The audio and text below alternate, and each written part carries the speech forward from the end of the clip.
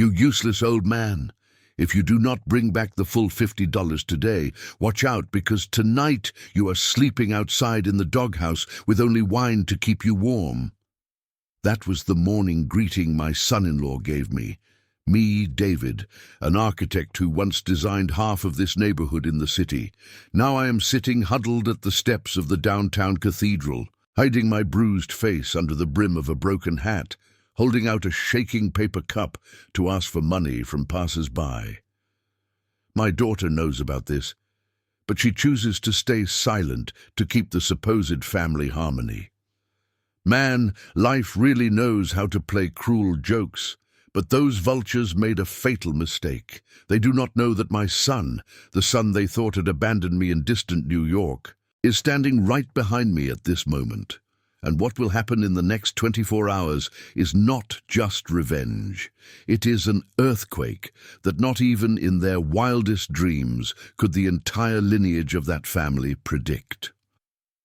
Before we continue, subscribe to the channel, Your Friend John, Heartfelt Stories, and tell us where you are listening from in the comments below. The sun was beating down on the cathedral square. The August heat in the city does not just burn, it is heavy, crushing the shoulders like a hot slab. The sharp smell of asphalt mixed with the grease of fried street food, and the smoke of incense coming out of the great doors of the cathedral created a dense atmosphere, suffocating until I could almost not breathe. I sat curled up in a dark corner near the side entrance, where the shadow of the old stone wall protected this ancient body. I pulled down my frayed straw hat, trying to hide the left half of my face under my button-down shirt, that garment that was once my pride at weddings and christenings. Sweat was running down in streams, stinging the fresh bruises Michael gave me yesterday. $1, please, for the love of God." My voice was hoarse. It sounded like the wind whistling through a broken window. It was drowned out by the chaotic noise of thousands of tourists, the horns of traffic in the distance, and the sharp cries of ladies selling religious trinkets. The paper cup in my hand shook uncontrollably. I took a look inside. Damn it! There were only a few coins. $10, $20, $37. I had counted them 3 times, although that addition and subtraction was no challenge for an architect who used to calculate structures for 15-story buildings. $37. This money was barely enough for 2 cheap hot dogs from a street cart or a bottle of water to endure the thirst burning my throat, but I did not dare to spend a single penny. If tonight I arrived home without the $200 for the maintenance fee for Michael, my precious son-in-law would get furious again. And when Michael gets angry, he does not just use words. I close my eyes. A hot tear rolled down my wrinkled cheek, salty. I am David, damn it. I am the architect, David Miller. This shaking hand holding a beggar cup designed residences in the richest gated communities, directed hundreds of workers, signed 6-figure checks. I worked hard for 40 years, saving every dollar, investing in real estate, all to have a peaceful old age, to be able to drink my coffee in my garden full of flowers. And yet here I am, invisible and despised, like a stray dog on the side of the road. God, why do you give me such heavy tests? The church bells rang, announcing the end of the noon mass. People poured out of the big doors like bees from a broken hive. Hurried steps passed by me, Nike sneakers, dress shoes, sandals, even the bare feet of pilgrims entering the sanctuary on their knees. No one stopped. In this monstrous and cruel city, misery is part of the landscape, so familiar that people do not even bother to look. Suddenly, a pair of shiny brown leather shoes stopped right in front of me. They were handmade calfskin Oxfords, the good ones, the kind I used to wear when I went to the office. Those shoes stood still, blocking the flow of hurried people, creating a strange silence in the middle of the bustle. I did not raise my head. I'd already learned the lesson of the miserable. Look at the ground to preserve the little dignity left. Some charity, just a coin. I repeated my usual phrase like a broken machine, but the man did not throw money in the cup. He did not leave either. The silence lasted 3 seconds, 5 seconds, 10 seconds, enough to feel the skin on the back of my neck bristle. Something was not right. I looked up slowly, squinting my eyes because of the blinding sun bouncing off the pavement. A young man about 30 years old, dressed in an impeccable navy blue Italian catsuit, was looking down at me, a leather briefcase under his arm. His face was distorted, his eyes wide open, full of horror, as if he had seen a ghost in broad daylight.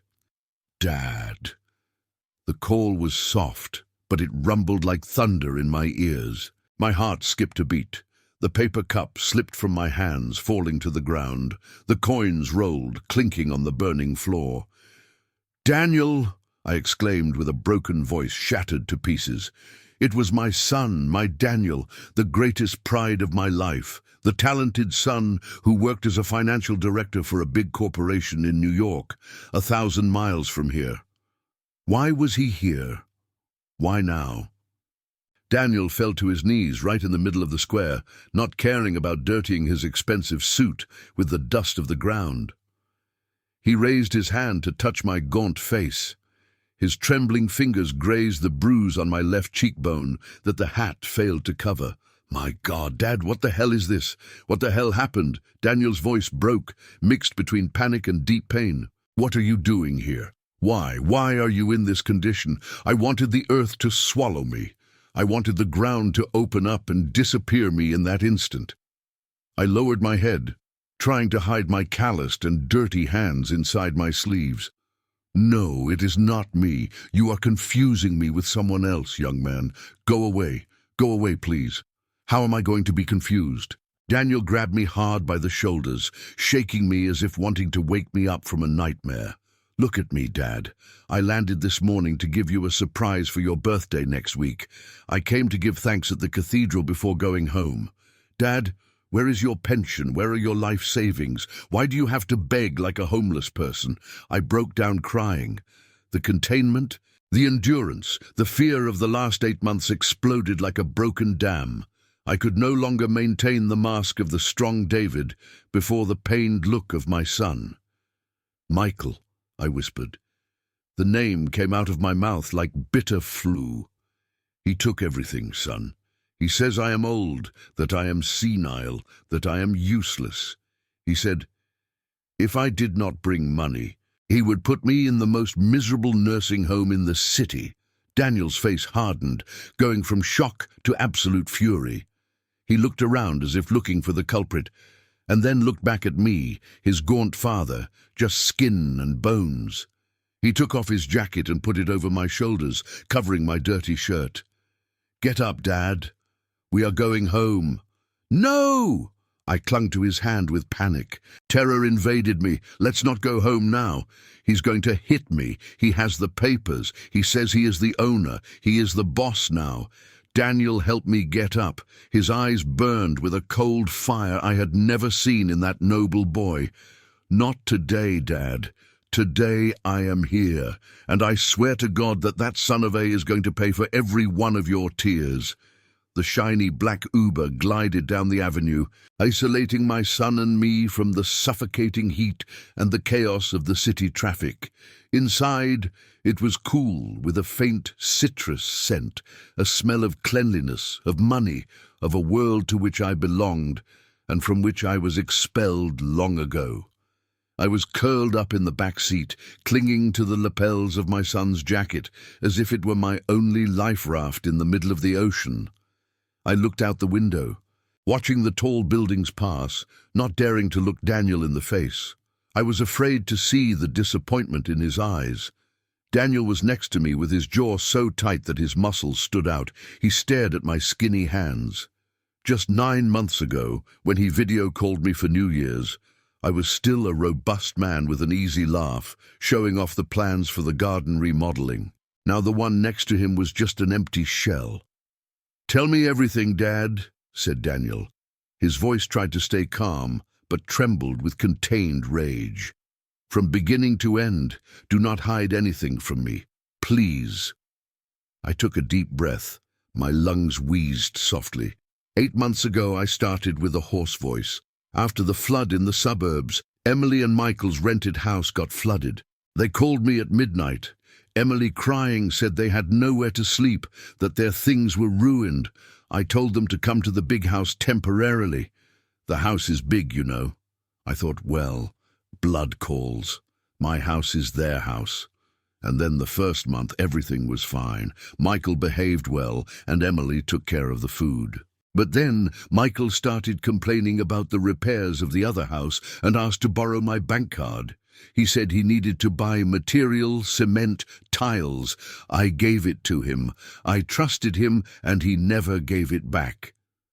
Daniel turned sharply. He didn't give it back. Did you not report it to the bank to block it?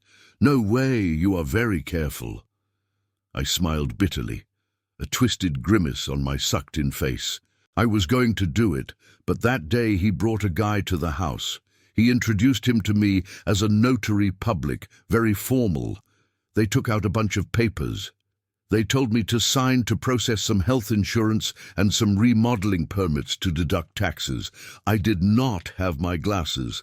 I trusted because my daughter was standing right there. General power of attorney for acts of ownership, Daniel blurted out, understanding everything instantly. As a financier, he knew perfectly well the danger of that damn paper. Did he trick you into signing your own sale? That is right, I nodded, and the tears welled up hot again. After having that paper, his attitude changed 180 degrees. He emptied my savings account. He intercepted my social security checks. He kept the rent from the small apartment downtown that I used for my old age. He said I was already old, that it was dangerous for me to handle money. And Emily, my sister, did she just stand there watching how they robbed you? Daniel inquired. His voice begged for a ray of hope about his sister's humanity. Emily, I hesitated, confessing with pain. She is terrified of Michael. Every time I wanted to say something, Emily looked at me with pleading eyes, so I wouldn't make Michael angry. You know how he is. He is a chauvinist to the core. He says that in that house he is the man, the pillar, and that women and old people have to obey. Daniel rolled up my shirt sleeve. Under the fabric appeared the bruises under the white light of the car. Some yellowish, already old. Others purple and black recent. There was a long scar, as if made with the corner of a table. This was from Monday. I pointed to the black bruise on my arm. I asked him for $50 to buy my blood pressure medicine. He was drinking beer with his friends. He went crazy. He said I made him look bad. He pushed me against the TV cabinet. He told me, "Do you think my money is to support you, useless old man?" Daniel closed his eyes and breathed deeply. Have you eaten anything, Dad? That simple question broke me. Today in the morning, I ate the leftover beans from last night with a hard piece of bread. I confessed, lowering my voice in shame. Michael says that old people should eat little so as not to spend so much on cleaning, while every night he orders the best steaks from the neighborhood, or they go out to eat expensive cuts and drink tequila with Emily. Nursing home, I whispered, the fear palpable in every cell. He threatens me that if I call the police or call you, he will use that power of attorney to throw me in the lousiest state nursing home. He says there they will tie me to the bed, starve me, and I will rot in my own filth. I'm very scared, Daniel. I prefer to die on the street than enter there. Daniel opened his eyes. He had his fist so closed that his nails dug into his flesh until they bled. A cold anger invaded my son's mind. I saw that he was no longer the little boy from before. He was indignant. Michael not only took the money, he stole my dignity. He turned the proud David into a scared pet in his own house. "Driver," Daniel told the driver, with a voice as icy as a winter wind, "can you go faster to the historic district, Main Street? Hurry up." "Yes, sir," replied the driver, looking in the rearview mirror with concern. Daniel turned and took my bony hand. "Listen to me, Dad. From this moment on, no one is ever going to hurt you again. That paper, those threats, everything ends today. I swear it on my life." I looked at my son. I wanted to believe him, but the fear soaked to the bones for 8 months made me tremble. He is very strong, Daniel. He has thug friends. He is from the streets. I don't give a damn who he is, replied Daniel, looking straight ahead where the road to our childhood home was already appearing. He does not know who I really am when I get angry. The car stopped in front of number 42 on Main Street. It is a beautiful street in the old town, full of old trees with colonial-style houses. My house stood out with its vibrant brick wall and the purple bougainvillea covering the entrance arch. That was my pride. I myself chose every imported tile for the steps. I designed the little fountain in the patio, but today the house looked painfully foreign. It looked like an outraged beauty. From the street, loud music could be heard with the bass booming, boom, ta-ta, boom, boom, ta-ta, boom. The iron gate vibrated. A huge black Chevy Suburban with tinted windows, the kind used by new money or small-time dealers. It was parked shamelessly in the middle of the driveway, blocking the view of the garden. Its tires were crushing the rose bushes I planted last year. "Whose truck is that?" asked Daniel, getting out with a tense voice. "Michael's," I murmured. "He bought it 3 months ago with my retirement savings. He said it was to take me to the doctor more comfortably, but I have never gotten into it." Daniel said nothing. He clenched his jaw. He helped me enter. The smell of stale beer and cigarettes hit us as soon as we crossed the heavy oak door. The patio, where I used to drink coffee and read the newspaper, was a battlefield. Beer cans and bottles rolled everywhere. Pizza boxes thrown around. The fountain was off, the water stagnant and murky, full of floating cigarette butts. How disgusting! We entered the living room. Daniel froze. All the classic furniture my wife chose with such care had disappeared. The display cabinet, the carved mahogany table, everything replaced by a shiny black leather sofa, grotesque and cheap-like from a sleazy bar. On the wall where oil paintings of landscapes hung, now there was an 85-inch television playing a football game. And there, sprawled on the new sofa, was Michael. My son-in-law was wearing a white tank top, his belly overflowed, showing blurry tattoos on his fat arms. He had his dirty feet on the coffee table, a can in his hand, shouting, "Touchdown! Touchdown! What a touchdown!" Next to him, a plate of half-eaten nachos. He looked like a king in the kingdom he had just stolen. Michael did not turn around when he heard the door. He thought it was Emily arriving from work. "Hey, Emily, we ran out of beer. If you are here, move your ass to the kitchen and bring me another one." "Move it!" he yelled without taking his eyes off the screen. Daniel let go of me. He walked towards the stereo that was booming and bent down calmly. Click! He yanked the power cord. Silence fell suddenly. Only the hum of the fan and my heavy breathing remained. Michael jumped off the sofa like a spring, red with anger. "What the hell? What is your problem?" He turned around and saw Daniel standing in the middle of the living room, and me shrinking by the door. Surprise crossed Michael's face, but quickly was replaced by his usual arrogance. He twisted his mouth into a mocking smile. "Well, well, look who is here," said Michael, slurring his words. "The prodigy brother-in-law from New York has returned. Why didn't you warn us to send the welcome committee? Or did you get lost just like the old man?" He threw me a threatening look, that look that has haunted me for 8 months. "And you? What? Where do you come from? I thought you were working. Don't tell me you come empty-handed. You know the rules of this house. If there is no money, there is no dinner. Do you remember?" "Shut your mouth," said Daniel. He did not shout, but his voice cut the air like a razor. Michael let out a laugh, slamming the can on the table. He stood up, puffing out his chest, trying to look bigger than Daniel.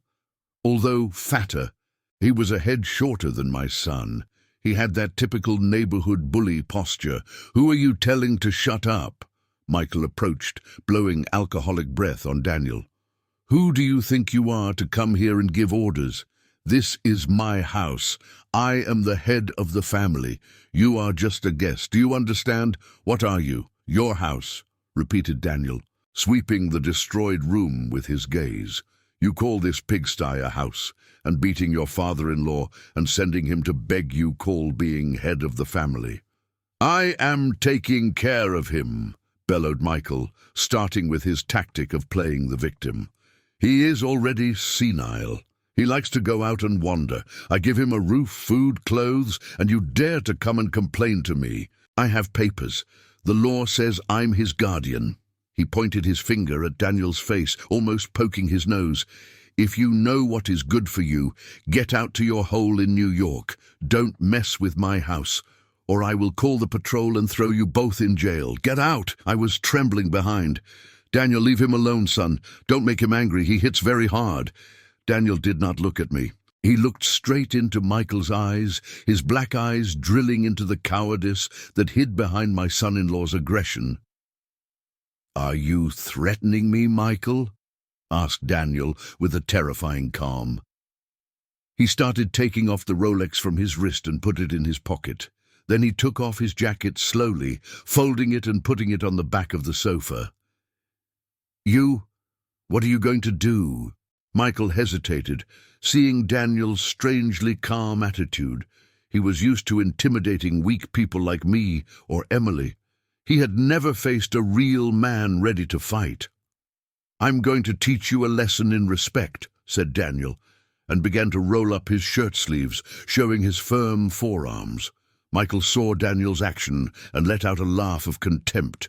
He looked at his own body, big, robust. Compared to Daniel's slim office worker figure, he thought he had the victory assured. He was street. My son was white collar. Do you want to fight, rich boy? Michael smiled sideways, cracking his knuckles. Come on, I'm going to teach you how we hit in the hood. Don't say I didn't respect the brother-in-law. I'm going to beat the hell out of you. Having said that, Michael lunged. He threw a clumsy right hook straight at Daniel's face. It was the style of a bar-drunk fight, pure brute force, no technique. I screamed and closed my eyes, but the blow I expected never arrived. Daniel did not even blink. He only tilted his head slightly to the left. Michael's fist went buzzing past his ear, hitting the air. When Michael lost his balance going forward, Daniel released a quick blow like lightning to his ribs. Boom! The dry sound resonated. Michael let out a moan like a pig in the slaughterhouse, wrinkling his face. But Daniel did not stop. He spun and swept his supporting leg. The big son-in-law fell like a sack of potatoes to the hard floor. Son of a... He got up with difficulty with bloodshot eyes. Arrogance turned into madness. He grabbed an empty beer bottle from the table and smashed it against the edge. Crash! The broken glass pointed at my son. I'm going to kill you. I am going to kill you all, roared Michael, throwing himself at Daniel with the glass in hand. Watch out, son. He has a weapon. I screamed desperately with my heart in my mouth. Daniel kept his cool. I forgot that besides finance, he had been practicing Krav Maga for 5 years for stress. For him, a drunk with a bottle was just a warm-up. When Michael threw the thrust, Daniel took a quick step, caught his wrist and twisted it backwards. Crack! The crunch of the joint was horrible. Michael screamed, dropping the glass that shattered on the floor. Daniel immediately wrapped his arm around his neck from behind, closing the rear naked choke. Let go of me, stammered Michael, turning purple. He kicked, scratched Daniel's arm uselessly. My son's arm was a steel press on his throat. Daniel leaned close to Michael's ear, whispering with an authority that rumbled in the room. Listen well, you little man. You are only brave enough to hit old people and women. You say you are very macho. A real man does not hit his father-in-law. A man does not live off his wife. You are a disgusting parasite. You are trash. Daniel squeezed a little more. Michael rolled his eyes, kicking desperately. I could break your neck right now, and the police would say it was self-defense because you attacked me with a bottle, continued Daniel, icy. But I am not going to dirty my hands with your blood. He let go and pushed Michael towards the door. Michael fell face down, coughing, holding his throat. He looked at Daniel with pure terror. He realized the difference in levels. He could not beat this man. His cheap thuggery did not work against discipline and real strength. Get out! Daniel pointed to the door. Out of my house right now. Michael crawled to get up with wild eyes. He saw the determination in Daniel, and more importantly, he saw me trembling with the phone in my hand, clumsily dialing emergency. Okay, I am leaving, stammered Michael, backing away and pointing weakly. But remember, I am going to sue. I have papers. I am going to come back with my lawyer. You will see. Set one foot here again, and I will not be as kind as today. Daniel advanced a step. Michael ran away, terrified. He tripped on the threshold, almost fell, but ran to his truck. The Suburban's engine roared. The tires screeched, leaving a black mark as he shot out like a soul taken by the devil. The house returned to silence. Daniel exhaled, adjusting his shirt cuffs. He turned to look at me. I was leaning against the wall, crying, not from fear, but from relief. For the first time in 8 months, the demon had been expelled. Daniel came and hugged me. My skinny body trembled in my son's firm arms. "He is gone, Dad. He is gone," he consoled me. But at that moment, the door sounded. It opened. Emily entered. Emily entered the house. My daughter. She was wearing her office uniform, carrying a plastic bag with food from the corner diner. The smell of onions and grease turned my stomach. She stood paralyzed, seeing the battlefield in the living room, broken glass, moved furniture, the sofa out of place, and Michael missing. The bag of food fell from her. The tacos flew out, scattering red sauce like blood on the tiled floor. "What happened here?" shouted Emily with a high-pitched voice full of panic. She looked at Daniel, then at me. "Where is Michael? What did you do to my husband?" She ran to the living room, not to go to me, her elderly father, trembling and full of bruises, but to look for a trace of her husband. "Answer me!" she yelled at Daniel. "You hid him, didn't you? I saw his truck leaving like crazy. Do you know what you just did?" Daniel looked at his sister in disbelief. I saw immense disappointment in my son's eyes. He had just saved me from an abuser, and the first thing his sister says is to worry about the executioner. "Emily," said Daniel, lowering his tone, "he was going to stab me with a broken bottle. He broke Dad's ribs. He has him all bruised. Don't you see? Are you blind?" Emily looked at me sideways, but quickly turned her face, avoiding my gaze. "Michael, he just has a strong character." She started to justify with those phrases I have heard her say to herself hundreds of times. "He is under a lot of pressure. He has debts. He didn't do it on purpose. Dad also gets senile. He drives him crazy." That phrase was a stab straight to my heart. "What did you say?"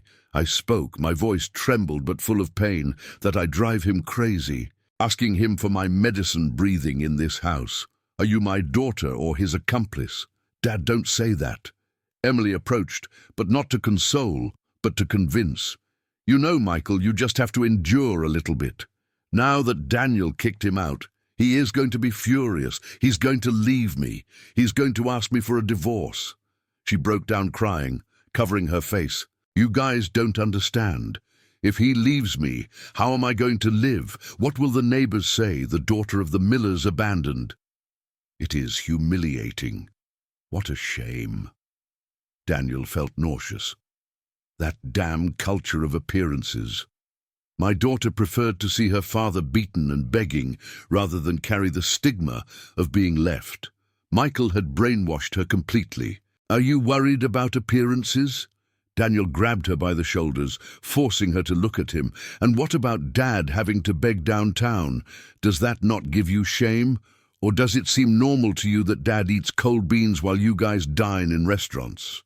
I didn't know he begged," Emily stammered. "I thought he went out for walks."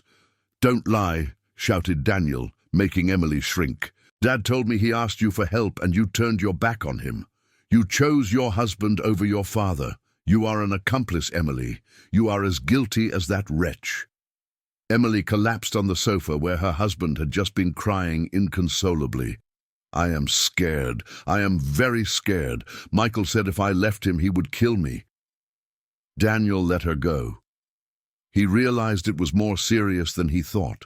Emily was not just a submissive wife. She was a victim of psychological control. But right now, she was not on our side. She was a danger. She would call Michael. She would warn him. She would open the door for him. He turned to me.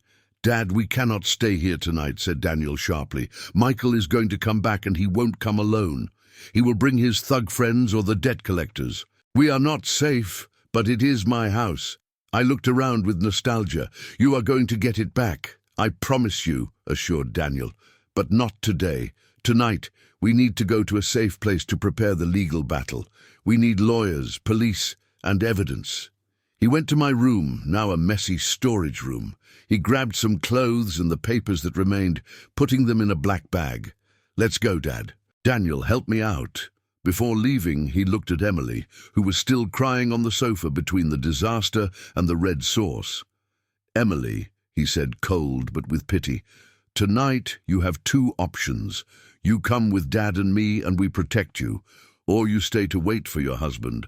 But I warn you, if you stay, you will have to assume the consequences when the police arrive. Think about it well." Emily looked up with swollen eyes, looking at her brother, then at the door where darkness was falling. The fear of Michael was too deeply rooted. I cannot leave. He is going to find me." "I can't," she whispered. Daniel shook his head, disappointed. "Good luck, little sister." He slammed the door shut. We walked towards the Uber, waiting for us. As the car moved away from Main Street, I looked at my house one last time. The yellow light of the living room looked lonely. I knew the war to recover my life was just beginning, and the most painful wound was not on my skin, but in the betrayal of the daughter I loved the most. "Where are we going?" I asked weakly. "To the Hilton," replied Daniel, taking out his cell phone. "And tomorrow, first thing, we go to the district attorney's office. It is time to show them what justice is." I entered my old bedroom, which for the last 8 months had become a damp storage room. Michael had piled up all my architectural plans there, my models of a lifetime, to make room for empty beer cartons and their dirty clothes. Daniel watched at the door, with his gaze still lit after the fight. "Quickly, Dad. Only what is necessary. We don't have much time." My trembling hands grabbed old clothes. The cream shirt I wore at my daughter's wedding now yellowed at the collar. Some worn socks. I looked for my address book of old friends with whom I cut contact out of shame. "The deeds, Dad? The savings book?" asked Daniel, sweeping the room with his gaze. In the safe, I pointed to the master bedroom, which was mine. And now was Michael and Emily's cave. Michael changed the combination. He said I was old and would lose the papers. Damn it, cursed Daniel between his teeth. He gestured to go there, but I stopped him. "No, son. Don't make more mess. Emily is in there. I didn't want my son to see his sister's intimacies with that guy, or worse, to face Emily's betrayal again tonight." Daniel nodded reluctantly. He put my clothes in a black plastic bag, one of those for trash. Man, my life at 70 years old fit in a trash bag. I felt like a thief sneaking into the house I built with my own sweat. We went out to the living room. Emily was still there on the black leather sofa with her face in her hands, sobbing in a deathly silence. She did not raise her head. Maybe she didn't dare, or maybe she was busy texting her husband. I stopped for a moment, looking at my little girl. I wanted to tell her something. I wanted to say, "Daughter, wake up." But a lump formed in my throat. "Let's go, Dad." Daniel guided me, squeezing my shoulder to give me strength. The heavy oak door closed behind us with a dry click. That sound was like a judge's gavel, sensing the end of a dark era, but also cutting the last thread between that house and me. The Uber was already there. As we started, I looked back. The street light illuminated the purple bougainvillea. The house looked beautiful, peaceful on the outside. No one would know that inside was a hell. "Don't look back, Dad," said Daniel softly. "The next time we come back, you will enter through the big door with your head held high, like the owner you are." The car crossed the empty streets of the old town and joined the highway traffic. The city at night is a bright and noisy monster. I saw the homeless under the bridges, and my heart shrank. If it weren't for Daniel, I would be there or in that dirty nursing home Michael threatened me with. We arrived at the Hilton downtown. The lobby shone. It smelled of ambient perfume. The receptionist greeted kindly. That normality seemed foreign and luxurious to me. I lowered my head, ashamed of my appearance. "A room with 2 beds?" asked Daniel, giving his card. "And please do not disturb. My father needs to rest." Upon entering the room, Daniel put the lock, the chain, and wedged a chair against the door. "Just in case," he said, seeing my face. "I don't want surprises today." I sat on the edge of the bed. The soft mattress sank. I was still hugging my black bag. "You were safe, Dad." Daniel sat next to me, taking the bag from me. "Sleep today. No one is going to hit you. No one is going to ask you for money." I lay down, but sleep did not come. Every noise in the hallway, the cleaning cart, footsteps made me jump. I thought they were Michael's heavy steps, his drunken voice asking for money. I closed my eyes, but in my head, Emily's crying echoed. "I cannot leave. He is going to find me." God bless. I escaped, but my daughter was still in that hell. The morning sun slipped through the curtains, waking me up. For an instant, I looked for the clock with panic, fearing being late to the intersection to beg for money. Then I touched the white and soft duvet. I opened my eyes. Clean ceiling, no humidity, the air conditioning hummed softly. I remembered I was not home. The bathroom door opened, and Daniel came out with wet hair and smelling of soap. He was already up. He was wearing an impeccable white shirt. "Good morning, David." He smiled, a radiant smile I hadn't seen in a long time. "The water is hot.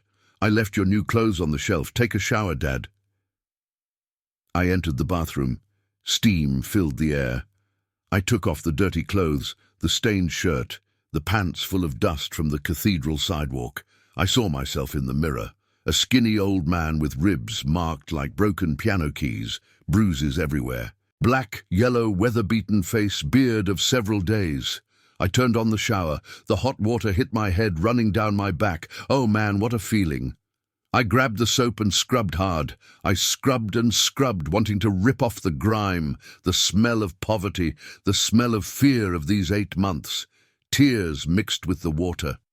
I cried from sadness, but also from relief. I was not a stray dog. I was a human being. I deserved to be clean. Upon leaving, I saw on the bed new clothes Daniel had gone to buy. Grey pants, light blue shirt, and new leather shoes. "I don't know if you like the style, but it is beautiful, son." I interrupted him with a trembling voice. "It reminds me of the old days." I got dressed. The shirt fit me a little big because of how much weight I lost, but the fresh cotton made me feel alive. I combed my hair. I shaved. I looked in the mirror again. David had returned, skinnier, older, more wounded, but without that beaten dog look from yesterday. "To breakfast, Dad." Daniel patted my back. "We need energy for today's war."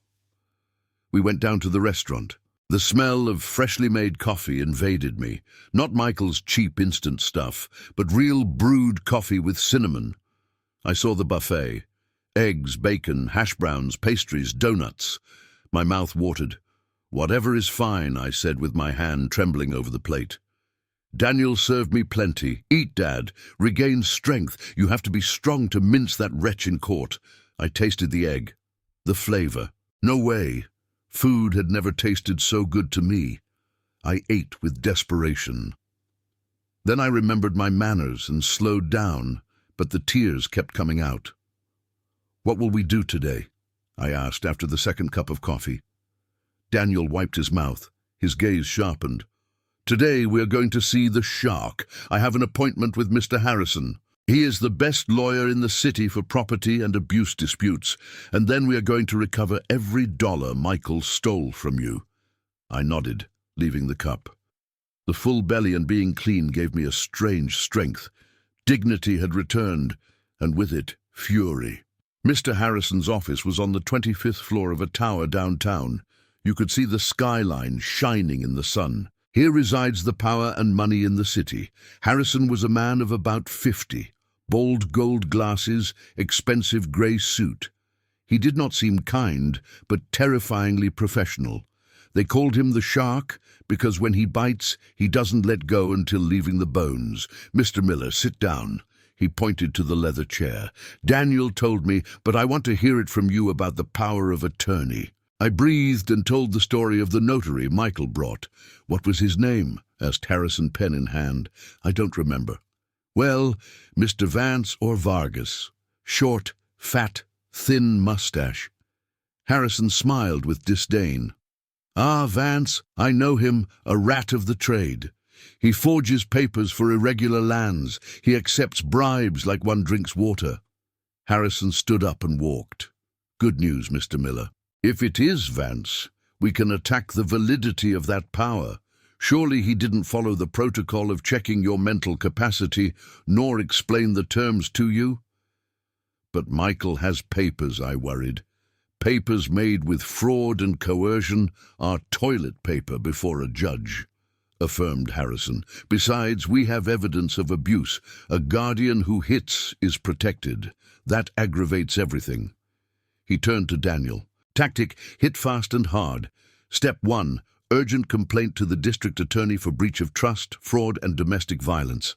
Step 2, immediately freeze all accounts in David's name that Michael uses. Step 3, eviction order, freeze the accounts. My eyes shone. That is right. Harrison smiled coldly. We will cut off his oxygen. A freeloader like Michael without his money is a corpse. He will panic. And when there is panic, they make mistakes. How long does it take? Asked Daniel. This very afternoon, replied Harrison. But first, Mr. Miller has to do something unpleasant. He looked at me. Seriously, you need a medical report. We need the evidence on your skin. The bruises, the scars, everything must be recorded by a forensic doctor. That will be our strongest weapon. I shuddered, undressing before a stranger, showing my weakness. But I looked at Daniel and saw his determination. I will do it, I said, whatever to get him out of my house. Harrison nodded. Good. Come on then. Let the hunt begin. The district attorney's office is a gloomy place. Grey walls, flickering neon light, smell of old paper, cold cigarette, and desperation. People sitting waiting to report, mothers without children, beaten wives, and abandoned old people like me. Daniel squeezed my hand. Harrison moved fast, talking to clerks, using legal terms to scare the bureaucrats so they would hurry up. David Miller, they called. They took me to a cold room. A forensic doctor of about 40, tired face, indicated me to take off my shirt. Everything? I asked, trembling. Only an underwear, Grandpa. I need to check the whole body, he said without emotion. I undid the buttons of the new shirt, trembling the pants. Standing there in boxers, I felt more naked than ever. Naked of dignity, an old man of 70, wrinkled, inspected like damaged goods. The doctor put on gloves. He started touching the bruises. Does it hurt? He pressed my rib. Ouch! I screamed. Does it hurt? A lot. Looks like a fissure in the 6th rib, he murmured, noting down. How old is this blow? 2 days. He pushed me against the TV. And this scar on the back? 3 months. He threw an ashtray at me. The doctor stopped. He looked at me and his tired eyes showed compassion. He sighed. Damn animals. What a mess. How can they do this to their father? He raised the camera. Click, click, click. Every photo was a lash to my pride. The flash illuminated the raw truth of my life these months. I closed my eyes. I imagined that every photo was a bullet for Michael. I was no longer a victim. I was the living evidence. I was the accusation of flesh and blood. Ready. Get dressed, said the doctor softer. I will make the report now. These injuries are enough to constitute a serious crime. The district attorney's office is located on a noisy street downtown. It is an old concrete building, grey like the sky this afternoon. Inside, the air is charged with the smell of damp paper, cheap ink, and desperation. Dozens of people are sitting on hard plastic chairs waiting to file complaints. Stolen wallets, stolen cars, beatings. Frauds. In this monstrous city, tragedy expands every day. I sat next to Daniel, interlacing my hands to hide the trembling. Although I am the victim, entering here scared me. Fear of bureaucracy, of curious looks, and fear that justice would fall asleep, as it usually does. But today, I have the shark. Attorney Harrison walked down the narrow hallway with the bearing of a general. The sound of his Italian leather heels hit the floor, clop with authority. He didn't take a number. He went straight into the district attorney's private office, greeting like old friends. In this city, they call that connections. If you don't have connections, your file stays at the bottom of the drawer forever. 15 minutes later, they invited me into the private office. The DA was a robust man with a thick mustache, wiping sweat from his forehead. On his desk was my medical file, the photos of the bruises, the X-ray results of the cracked rib, and most importantly, the bank statements with red numbers. "Mr. Miller," he said with a deep voice, "I already reviewed the file. What a barbarity! A case of abuse and blatant dispossession right in the heart of the capital." He pushed a file of documents towards me. "This is the emergency freezing order. As soon as you sign here, we will send the electronic notification to the National Banking Commission. In 2 hours, all accounts in your name or where you are the holder that Michael uses will be frozen. Not a penny can leave." I took the pen. My hand still trembled, but this time it was not from fear of Michael. "And what happens with the power of attorney?" I asked. "Attorney Harrison already filed the complaint about its legality," explained the official. "We already summoned Notary Vance. He will sing soon. Once we prove that you were coerced or deceived, that paper will be annulled." Nully. I put the pen on the paper. The black ink stained the white sheet. DAVIDMILLER. My signature was more crooked than before, but firm. With this signature, I was cutting with my own hand the source of life of the demon that tormented me for 8 months. "One more thing," continued the DA, his gaze sharpened. "Based on your injuries, we have issued an emergency protection order. If Michael approaches you within a radius of 500 YD, he will be arrested immediately, without prior trial." "Thank you," I murmured. Upon leaving the building, it was already getting dark. The cold wind slipped through the collar of my shirt, but my chest burned. Daniel patted my shoulder. "Well done, Dad. Now we just have to sit and watch the show." Harrison was talking on the phone with a triumphant voice. "That is right. Freeze everything, also the wife's additional cards. Let's see what they pay for dinner with today." He turned to me and winked. "Mr. Miller, do you know what the best feeling for a lawyer is? It is seeing when the villain realizes he has lost all his power, and that moment is about to arrive." I looked at the city sky where black clouds swirled, announcing a strong storm. The storm is approaching, but this time it will fall on Michael's head. That night, we were sitting in the hotel room with a tense atmosphere, but full of expectation. Harrison had sent a private investigator to follow Michael and ensure he didn't hide assets before the judge's order arrived. At 9:00, Sharp Harrison's phone rang. He put it on speaker. "Report Camacho," ordered Harrison. The detective's voice sounded mixed with loud music and the noise of dishes. "Boss, this is pure cinema. He is at the Prime Steakhouse downtown. He is with 2 friends and 3 very pretty girls. The table is full of lobster, live oysters, and bottles of the most expensive whiskey." I shuddered. The steakhouse is famous for being incredibly expensive. A meal there costs what a working family spends on food in a month. "And then," insisted Daniel, "he just asked for the bill. It is $1,800. He took out the platinum card with a face of arrogance, like saying, 'I am the king.' The waitress took the card and returned in 2 minutes. I held my breath. I could imagine the scene. The waitress told him, 'Sir, the card was declined.'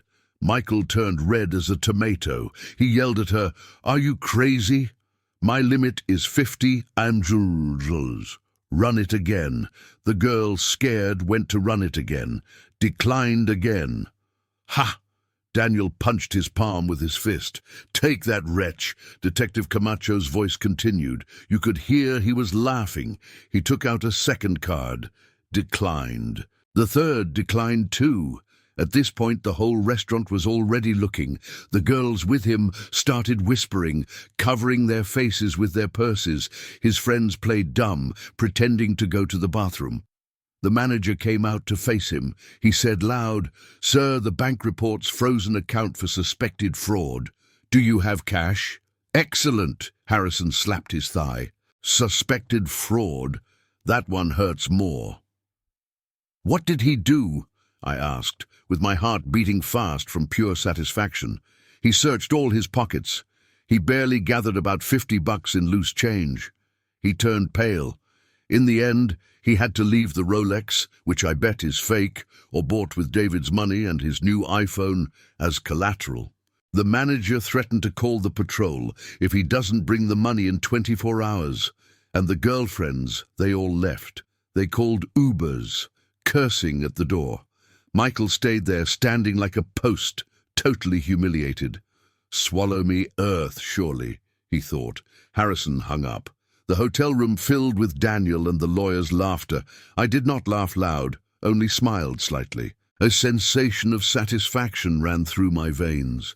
I remembered the days when I had to beg him for $5 for medicine, and he threw the money on the floor. I remembered how he mocked seeing me eat cold beans. Now he was standing in the middle of a luxury restaurant without a cent, despised by everyone. That was just the warm-up, said Harrison, and pouring himself a glass of wine. Tomorrow, when the hangover wears off, he will realize that the blocked card is not his biggest problem. The real problem is the people he owes money to. I felt a chill. You refer to the loan sharks? Exactly, nodded Harrison. The juice loan guys. Those guys don't use lawyers to collect, Mr. Miller. They use baseball bats. My satisfaction did not last long. The raw reality hit us the next night. I was watching the news on the hotel TV, playing with the new cell phone Daniel bought me. Suddenly, the screen lit up. A message from an unknown number. I opened it. It was Emily. Message 1. Dad, please answer. I'm very scared. Message 2. There are people banging on the door. They are full of tattoos.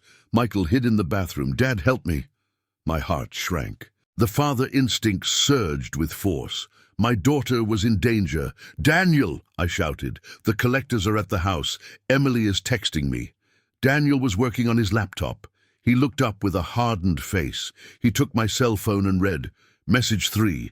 They broke the gate. They are in the patio. Michael, go out and talk to them. Message 4. They say Michael owes 50 and drew 0 in gambling debts.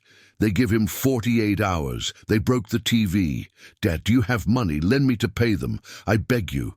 My hands shook uncontrollably. 50,000. How much of my money had that damn Michael burned on gambling? And now he got into debt with the mob. Call the police, son. 911, I shouted. They're going to kill her. Daniel held me tight by the shoulders, forcing me to sit down. Calm down, Dad. If we call the police now, the thugs will flee, but they will come back and they will be cruel. And more importantly, if the police arrive, they will find drugs or illegal things that I bet Michael has stored. But your sister, she is going to be fine, said Daniel with a cold voice. But I saw his eyes doubt. The collectors want money. They don't want to kill on the first go. This is a warning. The cell phone vibrated again. Message 5, photo attached. A photo of the destroyed living room, the 85-inch TV with the broken screen, the torn leather sofa, and on the wall, red spray paint graffiti, pay or die. My God. I grabbed my chest. I lacked air. My house. My home. Now it looked like a crime scene. Look at that, Dad. Daniel pointed to the photo. This is what Michael brought to this family. Destruction, violence, shame. We have to help her, Daniel. After all, she is your sister. I begged. I have a small plot of land back in the country. Can I sell it? No, shouted Daniel, making me jump. It was the first time he raised his voice at me. Nothing is sold. Not $1 is paid to those guys. Do you know why Michael dared to borrow? Because he thinks he has a gold mine, which is you. He thinks when the collectors arrive, you will get scared and sell the house to pay him. If you pay this time, there will be a next one and another until you die on the street. Daniel's words were a bucket of ice water. He was right, man. He was completely right. I had enabled them for too long. My weakness was the food that nourished the demon inside Michael. Then what do we do? I asked with tears in my eyes. We do nothing, said Daniel, turning off my cell phone screen. We let Emily face the consequences of her choice. She chose to stay with Michael. Now she has to taste the price of that choice. But it is cruel. It is tough love, Dad. Sometimes to save someone from gangrene, the doctor has to cut off the leg. Tonight, Emily has to learn to stop her own bleeding. That was the longest night of my life, lying in the hotel bed with my eyes fixed on the ceiling. Outside, the rain began to fall hard. Thunder rumbled like roars of wild beasts. My phone kept vibrating on the wooden table. Daniel didn't let me turn it off, but forbade me to answer. Buzz, buzz. Every vibration was a knot in my throat. I imagined Emily curled up in a corner crying while her cowardly husband hid like a rat. My daughter, the girl I carried on my shoulders in the park, the one who braided my hair and promised to take care of me when I was old. Now she asked me for help, and I turned my back on her. Are you asleep, Dad? Daniel's voice sounded in the darkness. No. Don't feel guilty, said Daniel softly. Remember last week when you had a high fever? How many times did you call Emily? I stayed silent. I remembered. I called 5 times. She didn't answer. In the end, she sent me a message. Dad, don't bother. I'm at the movies with Michael. Take a pill. She abandoned you, continued Daniel, hardening his voice.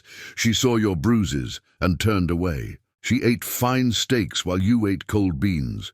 The Emily you loved already died. The one writing to you now is just an addict addicted to that Michael's toxic love. But if they kill her, they are not going to kill her. They need her alive to pressure you for money. Tomorrow we will give Emily a path to live, but that path does not include Michael. I swallowed bitter saliva. My God, how hard it is to be a father. Being a cruel father to save your child is 1,000 times harder. The phone finally stopped ringing. Maybe Emily ran out of battery or hope. Silence filled the room, heavy as lead. I closed my eyes, whispering a prayer. Holy Mother of God, protect my daughter and forgive the cruelty of this father. The next morning, I woke up with swollen eyes. Daniel was already awake making coffee. Drink it, Dad. He gave me the hot cup. Today we have something important. We need the final proof to throw Michael in jail forever. We are going to see Mrs. Higgins. We parked a block away from the house to avoid Michael seeing us. His Suburban was still there, but with the windshield smashed trace of last night's visit. The gate had red paint stains. The house looked like a ruin. I pulled down my hat and crossed the street fast. The convenience store, the Hope, was tiny, full of chips, sodas, and those jars of candy. The smell of cheap soap hit my nose, a familiar and comforting smell. Mrs. Higgins was behind the counter praying the rosary. She is a widow my age, always with a floral apron, and knows everything that happens in the neighborhood. Upon seeing me enter, she dropped the rosary. "Mr. Miller!" she exclaimed, running out from the counter. "Holy Virgin, you are alive! I believed that you were already." She hugged me tight. She smelled of softener and human warmth. I couldn't contain the tears. A neighbor cared more about me than my own daughter. "I am fine, Mrs. Higgins. Thanks to my son," I pointed to Daniel. "Good afternoon." Daniel inclined his head respectfully. "I am Daniel. I heard you have something that can help my dad." Mrs. Higgins nodded fast. She looked nervously at the street and lowered the metal curtain of the store. "Come in here quickly," she whispered mysteriously. We entered the kitchenette behind the store. On the table with a plastic tablecloth, she put an old laptop. I put security cameras last month for fear of thieves. She recounted with trembling hands, opening the machine. But I never imagined recording that barbarity. She clicked on a video dated August 14th. On the grainy screen, I saw myself, a skinny old man, taking out a trash bag to the gate. I walked slow with difficulty. Then Michael appeared in shorts with a beer can. He shot out, pointing at me and yelling at me. You couldn't hear the audio, but I remember perfectly what he said. "Useless old man. Hurry up, you're blocking my view." In the video, I lowered my head, asking for forgiveness. But Michael did not stop. He kicked the trash bag I was carrying, scattering everything. I stepped back and tripped. And then he did it. He used both hands and pushed me hard on the chest. I saw myself in the video fly backwards, hit my back against the stone step, and rolled to the sidewalk. I stayed motionless for a good while. Michael stayed there. He spat on the ground next to me and went into the house, slamming the door. Mrs. Higgins burst out crying, crossing herself. "What an animal! I wanted to run out, but I got scared. I saw you lying there and then you got up by yourself. I was very cowardly, Mr. Miller." "No, you are not a coward." I took her hand. "You did the best you could do. You kept this proof." Daniel watched the screen fixedly with red eyes of anger, but also with a shine of triumph. "Here it is," he said with a vibrant voice. "This is the last nail in his coffin. It is not just domestic violence. This is attempted homicide because you hit your head with this video. He is never getting out on bail." Mrs. Higgins took out the USB stick and put it in my hand. "Take it, Mr. Miller. Make him pay. Recover your house." I squeezed the cold USB in my hand, but my chest burned. It wasn't just data. It was my sword of justice. "Thank you, Mrs. Higgins," I said. "When I recover my house, I invite you for coffee every morning. I will be there." She smiled through tears. "But remember the donuts." We left the store. Daniel carried the USB like a treasure. "Let's go, Dad," he said. "We take this to Harrison, and after we are going to see Emily." I nodded. It was time to face the truth. The next morning, while Daniel and I had pastries and coffee at the hotel, Attorney Harrison's phone rang. The ringtone was insistent, aggressive, like a bad omen. "We have problems, Mr. Miller." Harrison's voice on the speaker no longer had the triumphant calm of yesterday. "That damn Michael doesn't want to sink alone. He just filed a counterclaim in family court this morning." "What did he do?" asked Daniel, squeezing his coffee cup. "He filed a request for the judge to declare David mentally incompetent due to senile dementia," said Harrison, indignant. "He argues that Daniel, meaning you, are taking advantage of your father's mental instability to kidnap him and steal his assets. He asked the judge to name him Michael as sole emergency guardian to protect his father-in-law." "What?" I jumped from the chair, feeling the blood rise to my head. "Did he say I am crazy? Son of a—" I remember the details of the cathedral blueprints better than he remembers his wife's birthday. "It is a typical trick of cheap lawyers," explained Harrison, "if the court doubts his sanity. All his complaints are paused for evaluation. The order to freeze accounts could be lifted temporarily. So the guardian has money for his medicines. He's trying to buy time to empty the accounts or flee." I let myself fall into the chair, trembling. The biggest fear of an old man is not death nor poverty. It is being treated as useless, as demented, as a big child. Michael knew my weak point. He used my old age as a dagger in the back. "What do we have to do?" I asked with a voice broken by rage. "Prove he is a blatant liar," said Harrison sharply. "I already contacted Dr. Smith urgently, a top forensic psychiatrist at the city hospital. You need a complete mental exam today. Come on, get ready. I am picking you up." That afternoon, I sat in front of Dr. Smith in a white office smelling of alcohol. The doctor, a man of 60 with eyes sharp like a scalpel, looked deep into me. "Don't worry, David," he said softly. "It is just a talk." But it wasn't a talk. It was the battle to recover my right to be a person. "What day is it today?" "Wednesday, August 23rd. "Who is the president?" "How long is the term?" "The President of the United States. 4 years. If you buy 3 pounds of oranges at $15 and pay with 100, how much do you have left?" $55. "But doctor, oranges at the market are already $18. With $15, you only buy the sour ones for juice." Dr. Smith smiled and took notes. Good memory. He asked me harder questions about the past, architecture, recent events. I told him how to calculate reinforced concrete for soft soil. I told him Michael's financial irregularities with accuracy of sense. "Do you remember your PIN number?" "Yes," I answered, looking him in the eyes.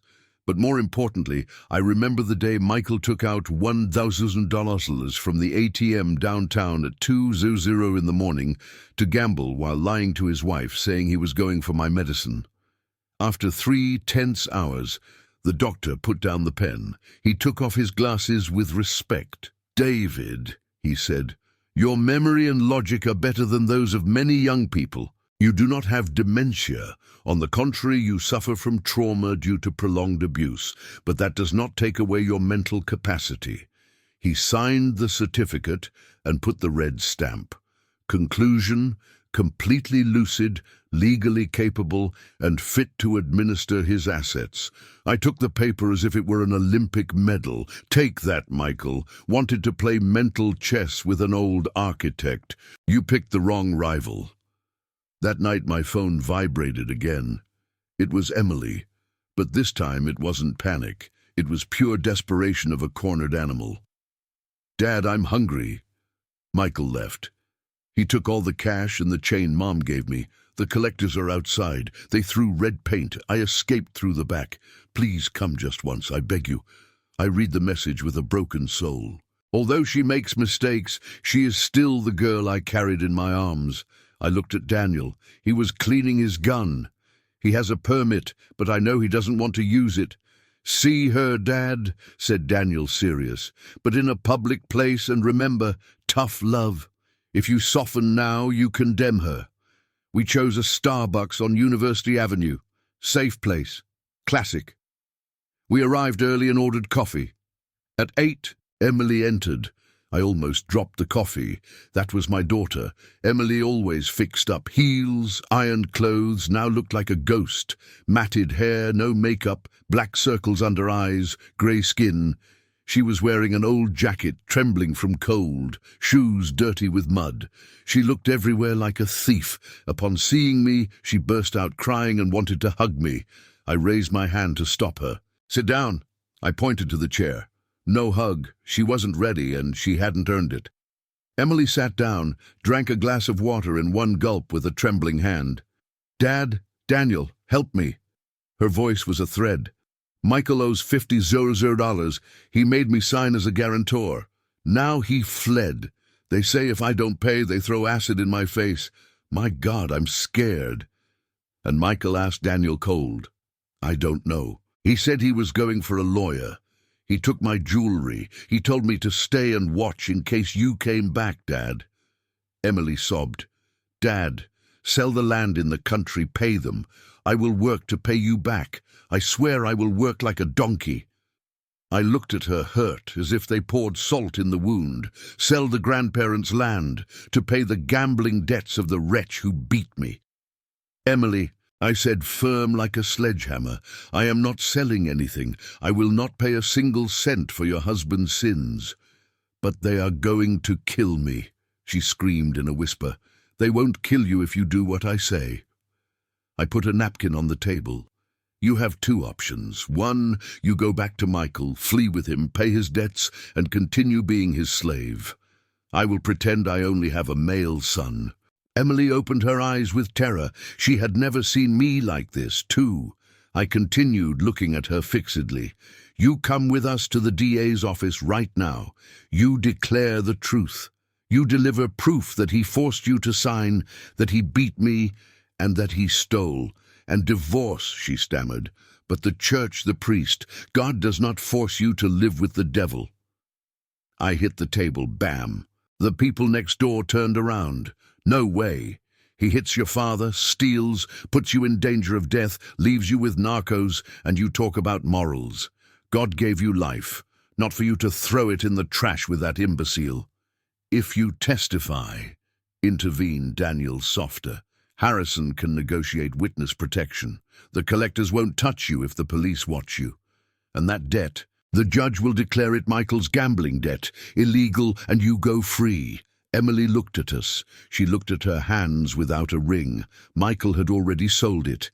The internal struggle showed on her face. Fear of Michael, fear of what people will say, fear of dying.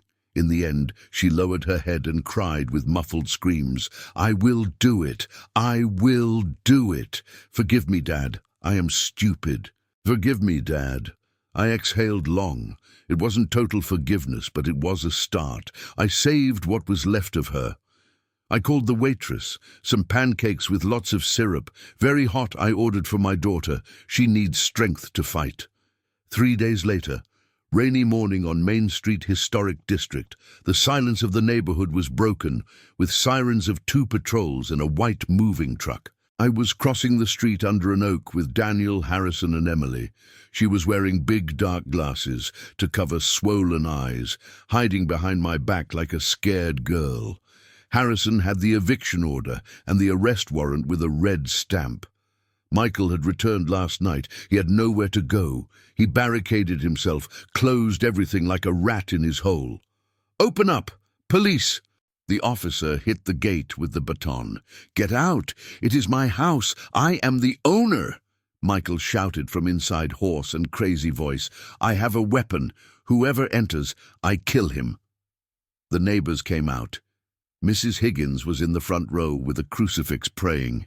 "He doesn't have a weapon," whispered Emily, trembling. "It is all a lie. The only gun he bought was a toy one."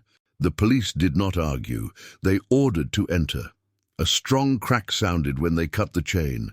The team entered the patio. Noises, screams, bam! They broke the main door. 2 minutes later, they dragged Michael out. He looked pathetic. He was no longer the great lord in floral boxers, belly shaking, dirty, bearded. He kicked and insulted, but he was already handcuffed. Upon passing in front of us, he saw Emily. "Damn you!" he howled, spitting saliva. "You betrayed me! I am your husband and you betray me! I am going to kill you! I am going to kill you all!" Emily trembled, stepped back, but this time she didn't cry. She breathed deep, took off her glasses and looked at the man she once adored. "You killed my love, Michael," she said, voice quiet, but clear. "You are a coward. You are a coward." Michael wanted to lung, but they slammed him against the patrol car. "And you?" He turned towards me, grinding his teeth. "Damn, old man. You think you won. You are cruel. You throw your son-in-law to the street. You are going to hell." I approached. Less than a yard away, I looked him in the eyes, looking for repentance, but I only saw selfishness. "I'm not throwing you to the street, Michael," I said, calm, with the voice of someone who recovered his command. "I am returning you to where you belong, prison. And don't worry about hell. I already lived in the one you created for 8 months. Now it is your turn. Take him away," ordered the officer. They put him in the patrol car like trash. The neighbors applauded. Mrs. Higgins shouted, "Thief! Rot in jail!" When the patrol car left, silence returned. It stopped raining. The sun came out, illuminating the patio. I looked at my house. Broken door, trash, but waiting for its owner. "Home, Dad," said Daniel, touching my shoulder. I crossed the gate. Destroyed garden, broken pots, but I breathed deep. It smelled of wet earth, of bougainvillea, and most importantly, it smelled of freedom. 2 months later, the southern prison is a grey concrete block, cold, windowless neon light that hurts here and those who believe themselves above the law. Michael's trial was fast. Harrison and the DA were brilliant. It was an exhibition of justice. The evidence did not pile up. It fell like an avalanche on his arrogance. First, Mrs. Higgins's video on the big screen. The room gasped with horror, seeing how Michael pushed his elderly father-in-law against the stone. The judge had to hit the gavel 3 times with a face of fury to calm the murmur. Then, the bank statements. 240 €. The sweat of my life burned on gambling parties and women while I ate leftovers. But the final blow was Emily. My daughter, trembling and with a psychologist by her side, stood up and told everything. Threats, violence. She delivered the text messages. Michael was in the defendant's box, shaved with wrinkled beige uniform. He didn't look brave anymore. Head down, shoulders trembling. His public defender only asked for clemency for difficult situation. Ridiculous. Defendant Michael Jones. The judge spoke, resonating in the room. Your acts are an insult to morality and the law. I held my breath, squeezing Daniel's hand. Sentenced 12 years in prison without right to bail. Restitution for $245,000 to David Miller. If he cannot pay, all his assets are confiscated for auction. Bang! The gavel fell. End of the nightmare. I exhaled, feeling a ton lifted off me. 12 years. When he gets out, I will already be with God. Or he will be an old man, alone and poor. Divine justice. They took Michael away. Upon passing, he stopped a second. He wanted to say something, but lowered his head and kept walking. He lost everything. Emily received 3 years of probation for collaborating and being a victim of battered woman syndrome. She had to return 30% of the lost amount. Upon leaving, Emily came towards me. She didn't look me in the eyes, dressed simply. "Dad, I am going to work," she said quietly. "I got a job as a dishwasher in a diner near my room. I will send you money every month. Even if it is $50, I will pay you everything." I looked at her. She was skinny, rough hands, but her eyes had a life of their own. She was no longer Michael's doll. "Don't send anything right now," I said softly. "Use it for you. Eat well, live like decent people. That is the best way to pay me." She cried, nodded, and went to the bus stop. I didn't stop her. She needed to grow through pain. Sunday afternoon in the historic district. Golden sun on the stones. I'm in my rocking chair on the patio. The wall is already painted bright brick, covering the ugly graffiti. The fountain sounds happy. The bougainvillea throws purple flowers on the clean floor. Inside, there is no giant TV or black sofa. I sold them. I put my old mahogany furniture, my wife's tablecloth. The house smells of wood, of books, of peace. I put a small altar, my wife's photo, mariold flowers, a candle, I whispered. "Old lady," I recovered the house. "Rest." I didn't lose our nest. Delicious aroma comes out of the kitchen. Not rancid beans, but brewed coffee. Daniel comes out with 2 steaming mugs. "Your coffee, Dad." He sits next to me. Smells good. I close my eyes. Smells of freedom. How delicious. We watch the sparrows in the fountain. Tomorrow Daniel returns to New York. "Are you going to be okay, Dad?" he asks, worried. I taste the coffee. Sweet sugar, cinnamon, warmth in the chest. "I am fine, son." I smile, calm. "Mrs. Higgins will come to play chess. I already have my pension. And I'm going to remodel the church arch. I'm very busy." Daniel laughs. He takes my hand. "I'm proud of you. You fought like a warrior." "No, son, I deny. I'm just an old man who wanted to drink coffee in his house, but you taught me. Never lower your head before evil, even if it comes from family." St. Mary's bells ring. Bong bong. I look at the blue sky. Life does not end at 70.